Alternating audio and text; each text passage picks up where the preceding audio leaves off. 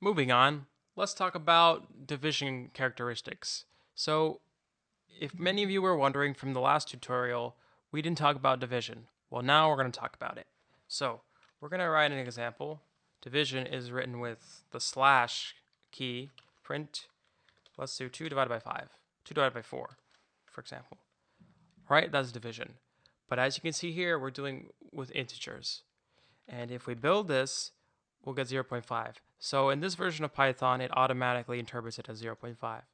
But if we do something like this, for example, let's do 23, let's do, hold on a sec, 23 divided by 5. We get 4.6. So in other older versions of Python, we will see that this won't return 4.6, rather it will return 4.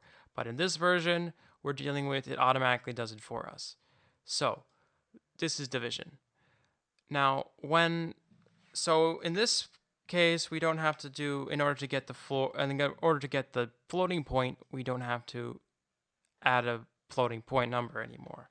So we get the same result. So in this version of Python, it does it automatically. Moving on, let's talk about another binary operator with 2 slashes. What this is, it is the floor division operator. What this does means the result of this division will always be rounded down. You'll get the floor value. So let's build this. As you can see, we got 4. So we forced the values to be rounded down. So even if we do a floating point number, we will get 4 instead of when we do with a single slash, we'll get 4.6. Moving on, let's talk about the modulo operator. What this is you divide and you get the remainder of the division. So let's give an example. Let's do 5 modulo 4. What this will do, it'll give us 1 because 4 goes into 25 6 times, which is 24. 25 minus 24 equals 1. So we get the answer 1. And modulo, the real number, having floating point numbers and everything applies here too. So if we did 25 for modulo 4, we'll get 1.0. We'll get the result as a floating point number.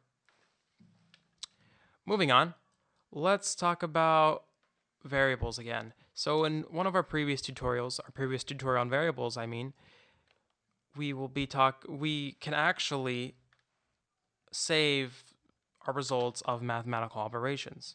So let's have variable A equals 2 plus 5. Let's have variable B equals 3.3 times 3. Let's have C equal 10.0 divided by 25. All right, so we have our saved variables. So let's print these out. So we're in our IDE now, so we can write multiple lines of code. And remember, Python does not use semicolons, it works by line. So let's have print, let's do A, and let's do build, and we get 7, which is 2.5. So the result of the mathematical operation was saved to the variable. And let's do the same for B.